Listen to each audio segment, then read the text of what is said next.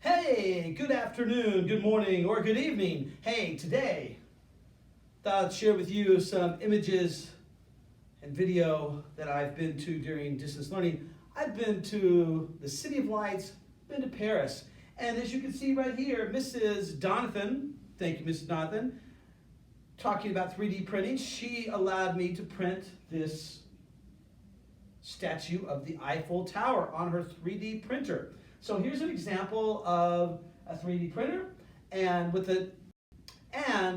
the help of technology, I can be the exact same size as this little bitty